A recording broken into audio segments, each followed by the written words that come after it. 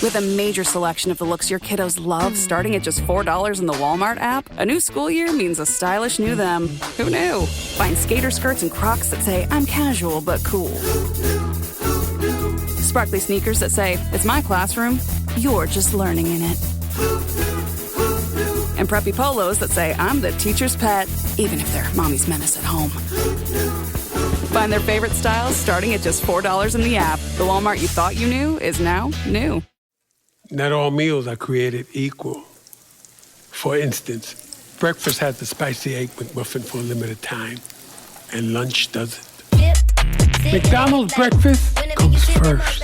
Ba-da-ba-ba-ba. This episode is brought to you by San Pellegrino Ciao, a new kind of flavored sparkling water.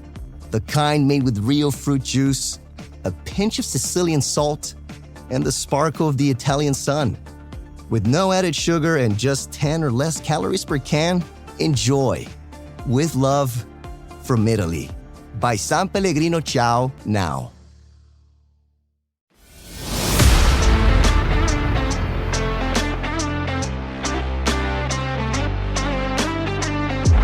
Robertson, the first time we've seen them attack them, and there's Francis! Well, that's what I wanted to see Robertson do. And still Robertson, getting his shot in, and a goal! Robertson!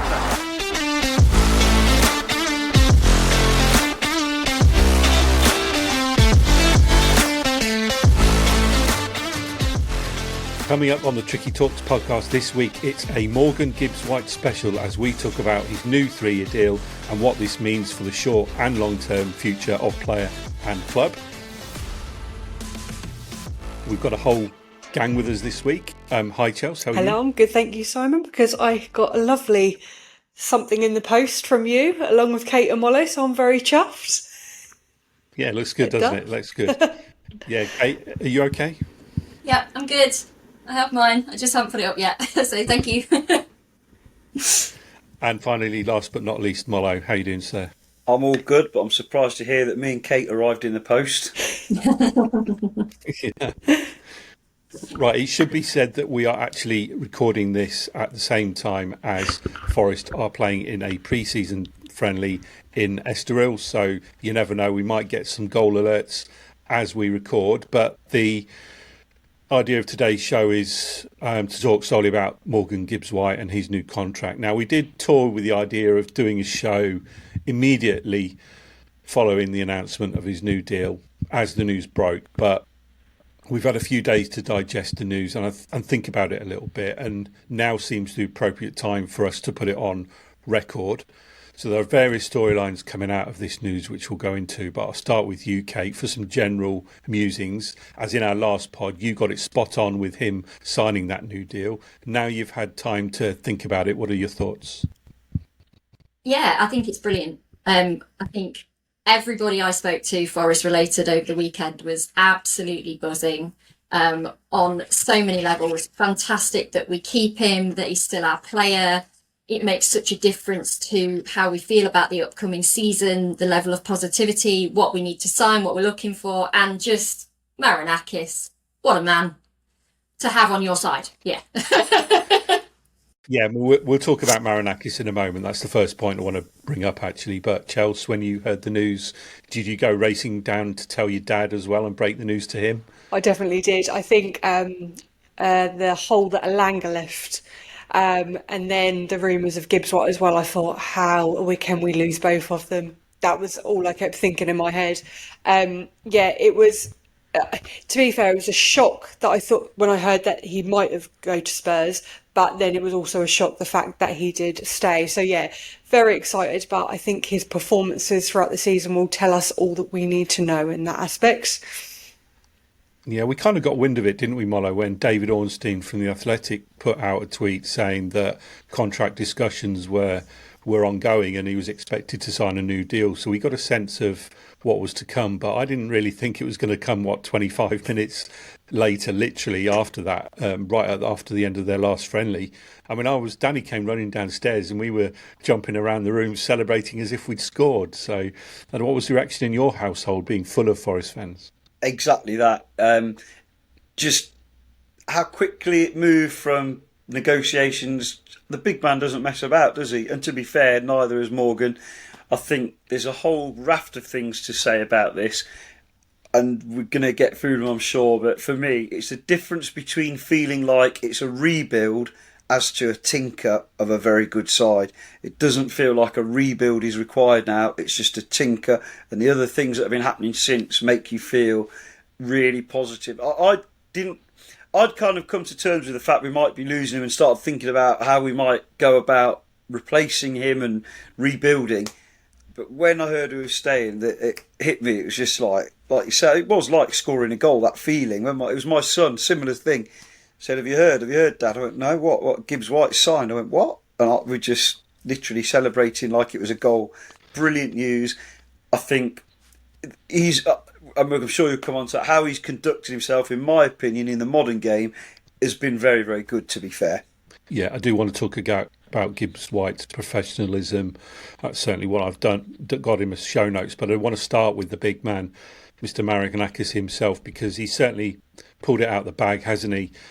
Just to talk about the statement briefly, really like the subtle dig at Spurs about not messing about with my players sort of thing. That was tremendous for him to come out and say that. And that's exactly what you want in an owner, isn't it, guys? And he stood up for his club.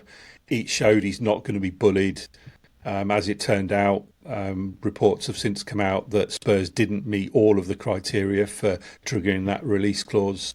And he's made Daniel Levy have a lot of egg on his face, hasn't he, Chels, around the big man? And he's certainly an owner you want in your corner, isn't he? Yeah, exactly. I'll try not to swear, but it's just don't tick Marinakis off.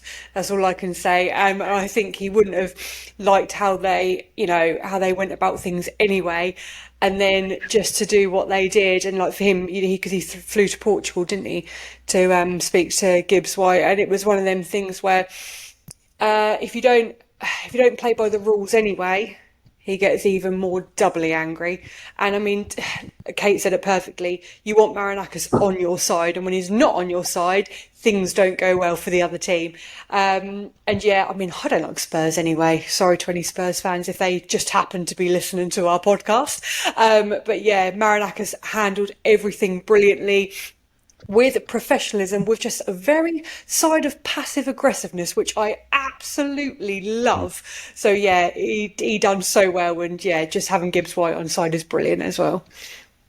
Yeah, I mean, it came out of the blue, didn't it, after the game finished the other day, where the two of them were stood side by side for a post-match interview, and we got a little teaser from the social media account with the old heart over the badge, and it was like, just announce it now, please. Do it. But talking to the man himself, Mr. Gibbs-White, I have to say he's handled this period of uncertainty with a huge amount of professionalism and maturity. He's not once come out in the media with any narrative. He's continued to train. He flew with the team to Portugal. So you've got to admire that professionalism, haven't you, Kate? Oh, absolutely. Yeah. And I think I've said before, compared with some other players that are in similar situations and aren't behaving with nearly as much professionalism, dignity, respect for the club, the fans, absolutely outstanding. Nothing but good things to say about the way he's conducted himself and about him being our player. Yeah,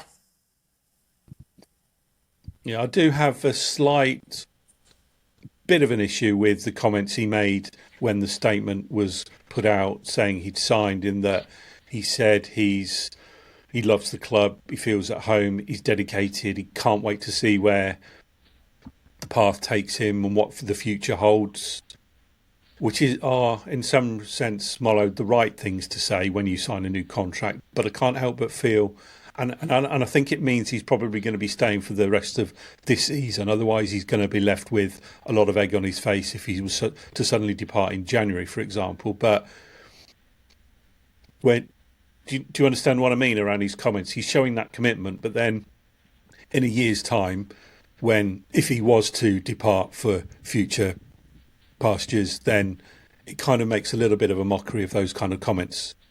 I think yes and no. Ultimately, modern football and for quite some time. We can go back to our Neil Webb days, Stan Collymore days. What we've got now is a player that's pretty much certain to have played for us for 3.5 to 4 years minimum. A player we've watched develop from being a very, very good, promising young player to a fairly established international. I think the way he's carried himself, as you've already mentioned, is brilliant. I think it's worth mentioning as well, he's carried himself in a period of both professional and personal upheaval and difficulties. Because, you know me, and we're all the same, family first. You know, when he didn't get on that plane to Portugal, and all the Spurs fans were like, yeah, right, whatever. They've, idiots that they are, you know, we all now know the difficulties that his wife's having with the pregnancy. And that's family first, and that's important. But then he still got on a plane at the right time and went and played well and signed a contract. I think he does love being in here in the club. If it all goes well, he might become a legend who sticks around for another few years. I think ultimately we need to qualify for the Champions League next season, and then we'll see him for the next few years at least.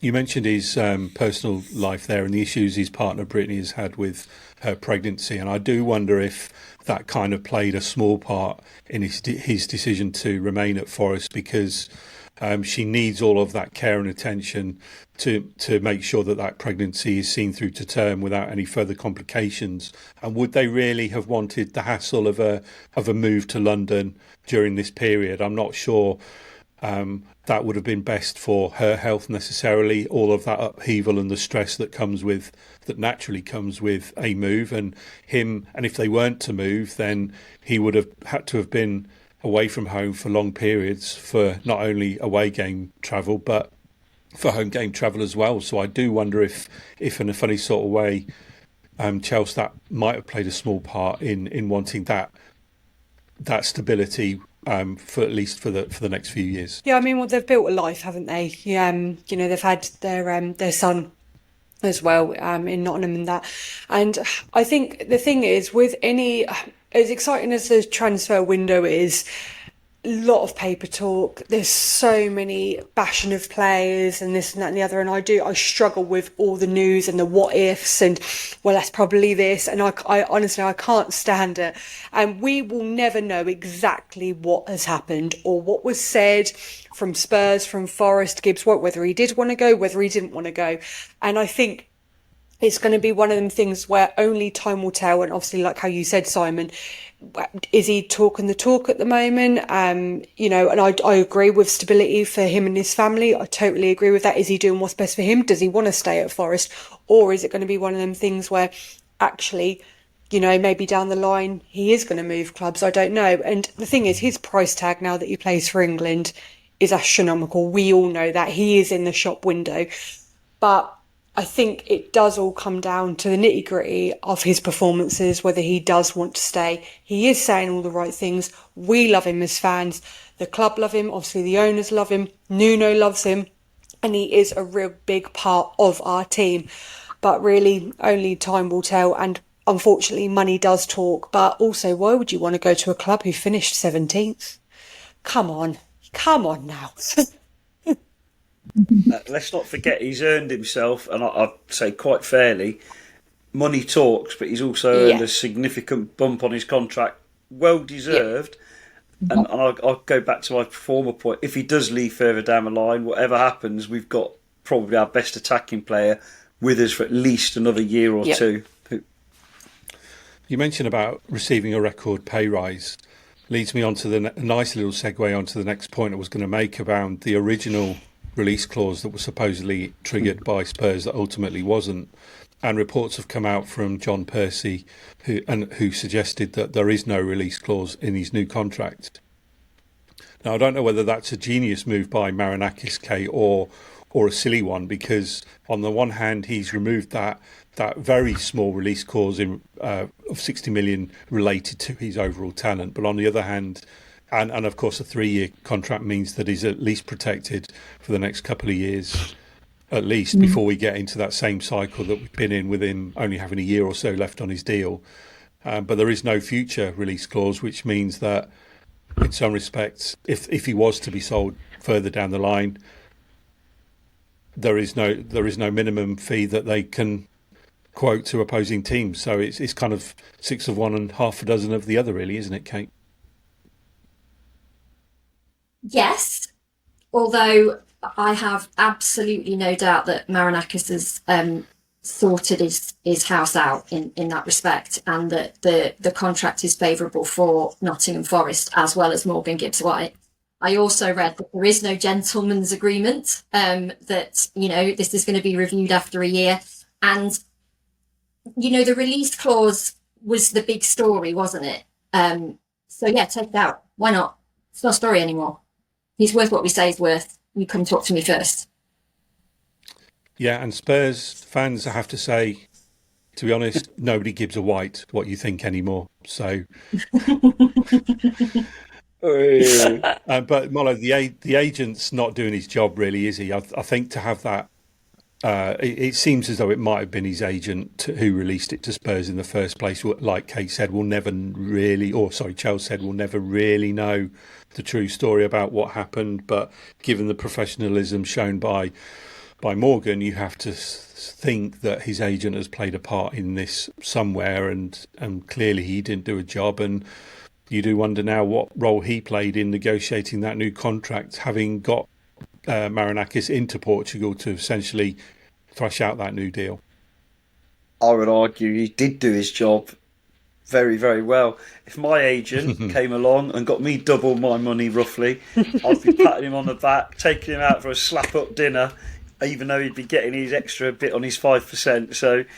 yeah. Definitely, there's always two sides to that coin, isn't there? Yeah, there is true. And like you say, we'll never know the true picture of what really happened. Maybe if Gibbs-White writes a book after he's retired, maybe the story will come out in a bit of detail, but that's going way into the future. But I think, Mollo, you touched on it around how it means the squad can really now be tinkered rather than a rebuild. And again, that was a really cool segue into the last point I was going to make around what the message says to the current squad, but also to potential new signings who may be thinking about whether they should come and join the team or not. Absolutely. And if you're, say, for instance, James McAtee, who's maybe got ambitions to play in the Premier League, it's a two sides to that coin, because he'll be thinking, well, that's a very ambitious club who's, you know, heading for the top, hopefully. But equally, there's no chance he's getting that number 10 role anytime soon. Aside from the number 10 role, it most certainly sends a message to the players that we've been looking at. It would appear at the time of recording that a very significant signing, and maybe two, are incoming. Without doubt, it's had a huge... It's been just a big boost in the arm, hasn't it? That sort of feeling... And we've all said the same thing. It was like celebrating a goal, and that whole feeling we're getting, and the image of the club projects outwards. That obviously we look after our players. He's getting very well paid, and rightly so. And B, we're a team and a force to be reckoned with going forward. And if you're an ambitious player of a certain age or of a certain type, whether that be a young winger or a slightly more experienced, very muscular, baby oil clad winger, it's an attractive place to come to in lots and lots of ways. None of that will matter once the season kicks off and it's all about performances and results, but it certainly feels like, without a doubt, every single Forest fan I've spoken to or have contact with feels that our performances and our results are only going to be the better for what's happened. So it's not just about filling that one position, as you say. It's the whole image of the club, the whole feeling of the club, the whole feeling of what we can achieve as opposed to what we might have achieved. And that comes down to keeping hold of your best players, and he is obviously one of the very best. I think he's going to give the team a bit of a boost early in the season, I think, in terms of this news, and hopefully it will really kind of galvanise the squad a little bit, and with an aim to start the season really, really quickly. But I just want to touch on another potential story that came out after he signed was the role of the captaincy. Now, I know it was said that they would consider giving him the captaincy, but in terms of dressing room harmony, and I don't mind who responds to this, obviously Ryan Yates is the club captain, and when he's not playing you have Gibbs-White himself who's taken the armband, but you have Chelsea's favourite Milenkovic, who must be in consideration be captain as well. Where do you guys stand on that? Would you keep the status quo as it stays now, or would you reward Morgan for being the highest paid player and give him that captaincy and that leadership? Yeah, I think for me, I mean, I know Yatesy has. I think Yatesy's in that position where he doesn't mind. I know he's one of our own. You know, we love him as consistency player, but he must understand that there is other players in the squad who he knows that performs better than him. He knows that, and I think he just doesn't mind. He's happy where he is at his home club, so he's absolutely fine. I think it's good. I understand why they said that to him to keep Gibbs-White. You know, I think Marinakis done that thing of like, right, let me just throw everything of what you can have so we can keep you. It could have been one of them scenarios. My favourite will always be Milenkovic. I have said that from last season. For me, he deserves the captain armband. I'm not saying Gibbs-White doesn't, because he certainly does as well. Hence why he has had it when Yates hasn't been there. But I don't know. I'm just very on the side of caution. I want him to want to be there. That's my thing for him. For him to wear that captain armband, I need to know that he wants to be there. So I totally understand why he will have it. But again, for me, it is just seeing how it is. I'm very happy that he's staying, so I just need to make that abundantly clear. But I just need to see his performances for me. Where do you guys stand, Kate and Mollo, in terms of the captaincy? Any preference there?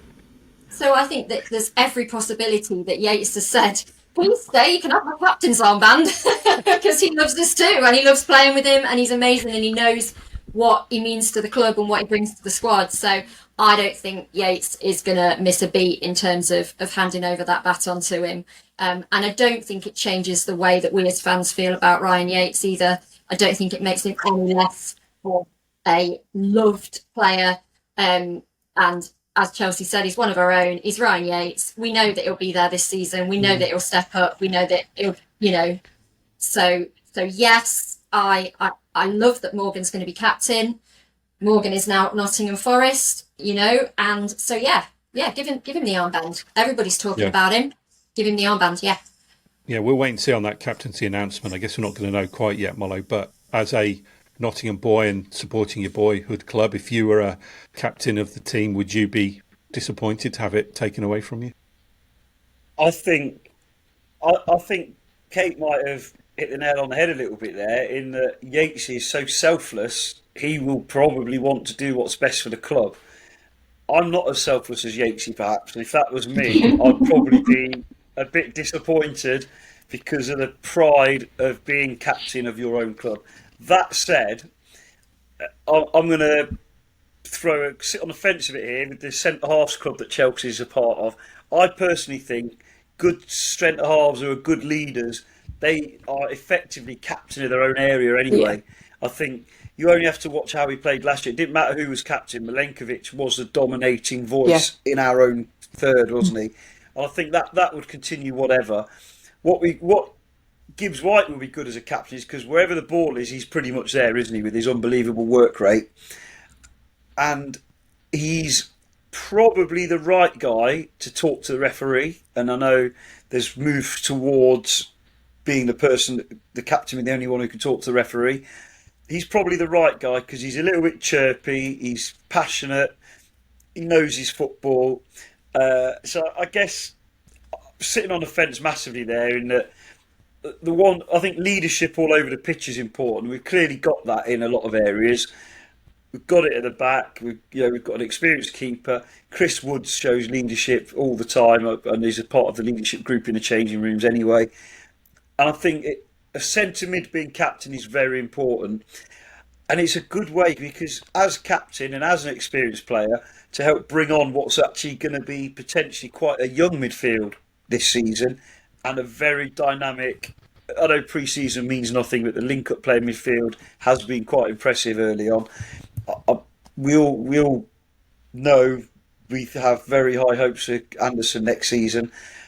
I just think it's the right player at the right time in the right position, if that makes sense. But Yatesy also plays that position, so again, his selflessness potentially is something that he might have done through gritted teeth, because I know it does mean a lot to him as well. But if it means a lot to Gibbs-White, that's important too. If he cares enough that he wants to be captain, I think that's brilliant too, because he signed on the dotted line, he's committed himself, and regardless whether it's for the next year, 2 years, 3 years, I'm looking at it differently now. I'm in the Kate camp now that 2 years from now he'll be signing another contract and he's going to become a Forest legend and play out the rest of his career here, hopefully, as we storm through Europe. You're very welcome in my camp, Mollo. Very welcome. Hey, it's Ryan Reynolds here from Mint Mobile. Now, I was looking for fun ways to tell you that Mint's offer of unlimited premium wireless for $15 a month is back. So I thought it would be fun if we made $15 bills. But it turns out that's very illegal. So there goes my big idea for the commercial. Give it a try at mintmobile.com/switch. Upfront payment of $45 for 3-month plan, equivalent to $15 per month required. New customer offer for first 3 months only. Speed slow after 35 gigabytes if network's busy. Taxes and fees extra. See mintmobile.com. What does every USAA member have in common? Family. We're one big family who supports the military community and their eligible families. And if you, your parent, or spouse served, you could join our family and save big on auto insurance. Visit USAA.com/join today to check your eligibility. Membership eligibility and product restrictions apply and are subject to change. USAA means United Services Automobile Association and its affiliates, San Antonio, Texas. Hey, it's Paris. You know I love sparkly things, right? Like stars. Duh. And thanks to Hilton and AutoCamp, I just slept under them. Picture me, serving looks by the fire outside my luxurious Airstream, making s'mores with the kids, while a national park is our backdrop. The great outdoors meets Hilton hospitality. That's hot. Explore all the new ways to stay at Hilton.com. Hilton for the stay. Finally, then, let's just go back to the man himself and talk about Morgan Gibbs-White in terms of what we can expect from him next season. Now, I know I'm sure he's going to feature heavily in our season preview and predictions episode, which is going to come out in a couple of weeks just before the season starts. I'm convinced that he's going to feature heavily in that. So, in a few sentences, each of you, what are your expectations for Gibbs-White this season? Start with you, Chels. You're going to have to come back to me, Simon. I need to have a think and I need to word it better. One of you go first. Go on, Kate.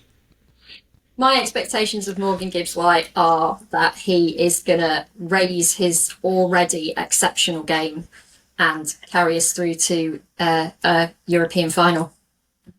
No pressure. No pressure, Morgan. If you're listening, no pressure. Mollo. Well, I think I've stated it many times here and on other platforms. The thing about Gibbs-White is his work rate can't be any more. He works his socks off for the team.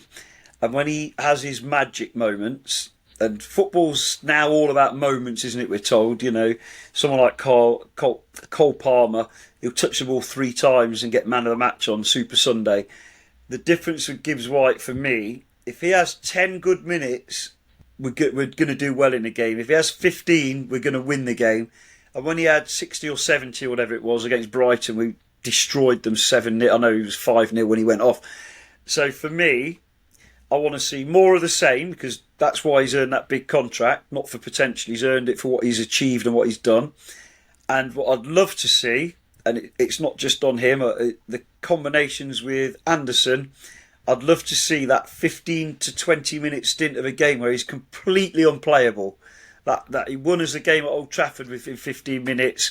In his various games you could go through next season. But I'd love us to get a little bit more possession and to see Gibbs-White have 15 or 20 minutes, 25 minutes, which means our season will go very, very well indeed. Because we know he'll do all the other stuff and be a complete midfielder like he is. And he's so much more than your typical number 10, isn't he? He's so far from a luxury player. It's funny listening to reading Spurs comments now that they're being salty about it. They clearly have no clue what kind of a player he is with the things they write. But that's what I want to see. More of the same and a little bit more on top because he's now approaching his peak. Yeah, for me, it's probably the most important year or season of his career in terms of his prospects of playing for England, with the World Cup being played in the States and Mexico and Canada in a year's time. And if he wants to force himself into that England squad and become a regular or even part of that World Cup squad, he's got to have a good year. So from that perspective, it's the fact that it is probably going to be his most important year prior to an England tournament ever in his career. I think I can expect him to step it up another notch and piggyback the euphoria he's now got of signing that new contract and make it a season to remember from him. And obviously, like you say, Mollo, if he does well, the team are likely to do well as well. And fingers crossed he stays clear of injuries as well. Yeah. Any thoughts on that, Chels? Is there anything else you want to add? Yeah, I think I just want him to just keep doing what he does best, like what he has done the whole season.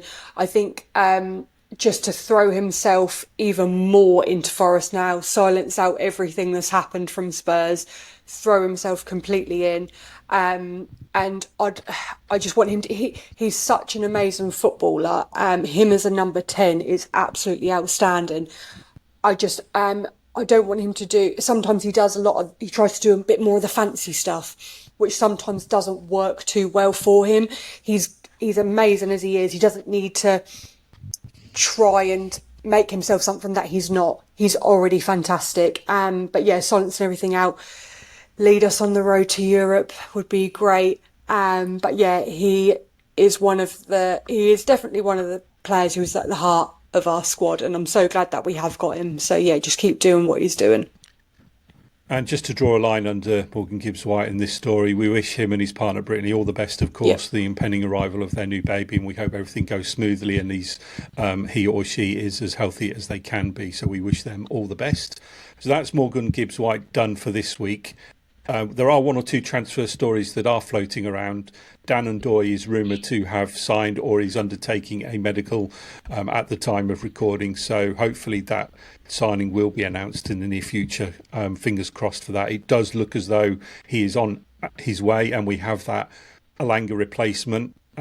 Again, it looks as though Marinakis may have stepped in to help with those negotiations direct. So again, can't say enough about the big man, can we? And obviously it's his birthday today as well, I believe. So happy birthday, Mr. Marinakis. Happy birthday! At the time of recording. Yes. And also Neil Webb's and Viv Anderson's. Ooh. Oh yeah. Viv Anderson, yeah. I saw that. Neil Webb's 62, isn't he, Mollo? I didn't realise he was that old. Oh no, it makes me feel old though. As you know my thoughts on Neil Webb.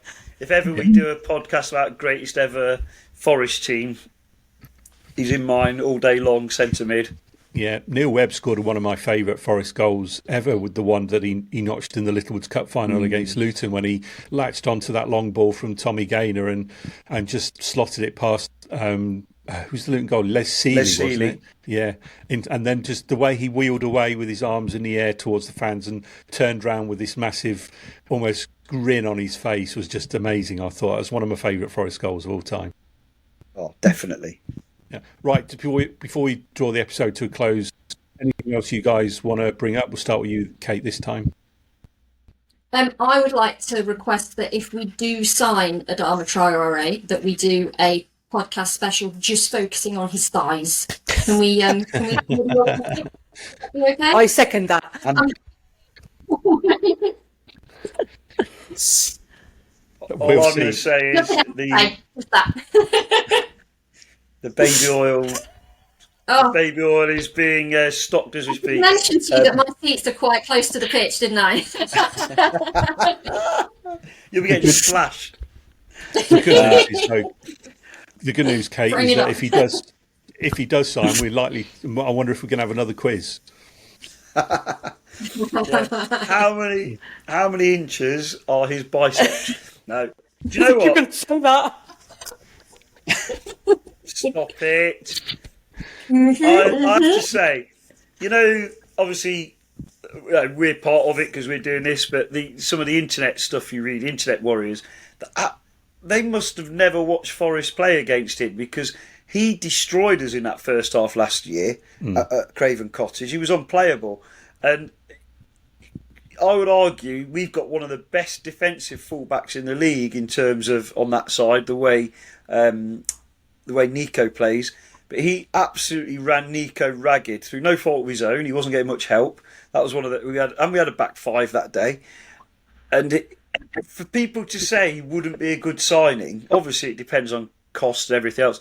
It's absolutely ridiculous. If we sign Undoy, which touchwood looks like the lights will be on sometime soon, and him, suddenly our bench is obviously going to need to be extended, but we'll give him 2 seats. But we've got an absolutely superb bench. But we need help off the bench. We've already talked about there's 3 centre forwards. I know. Again, he started with 2 of them in the Estoril game. But to have pace and power like that, either starting or potentially off the bench, either way, is incredible. Or it means Callum's on the bench sometimes, making sure we're looking after him and his fitness and keeping him healthy throughout the season. Or, as you know, I like to say, the modern Robbo. What a signing that though could be. All we need now is a fullback to cover. Whilst you're on, Mollo, any final thoughts from you before we hand over to Chels? I'm just going to say I'm so excited for the season coming up, and if we just sign a fullback now that can cover, doesn't really matter which side they cover because we've got 2 who can already cover both sides, I'll be feeling spot on for our compact, high quality squad. And I don't really want to see Jota go to Leeds either. What about you, Chelsea? Any final thoughts from you? Would you want to see Jota go to Leeds, or are you just not even going to go there? Oh yeah, no. I'm with Mollo on that one. No, but I need the season to get started now. I'm like the worst football fan of all the transfer rubbish. I just moan about it all the time. I need the season to start, and I need to just watch Forest play every week and just enjoy football again. And all the Spurs rubbish. I need to just get over it now and just move on. Absolutely. The season is about to start, as Chels said, and there is still time to enter our Tricky Talks podcast Fantasy League. The code to join is Q36GCE. That's Q36GCE, and there is a mystery prize available for the winner, which so far Chels has kindly donated that. Thank you, Chels. Very welcome. Hopefully we'll get 1 or 2 other prizes as well to add to our bundle, but we would like to see you take part. And one final housekeeping thing from me as well is we are now going to have a very short break due to upcoming holidays. So we'll be back in, we'll be back in a couple of weeks with our season preview show and annual predictions. So look out for that as our next episode, because I'm sure it will be a bit of a doozy. But in the meantime, guys, thank you very much. Thank you. Thank you. Thank you. And listeners, thanks again for listening. If you could leave us a 5-star rating and review, that would be pretty cool. And that's all for now. We shall talk to you again real soon.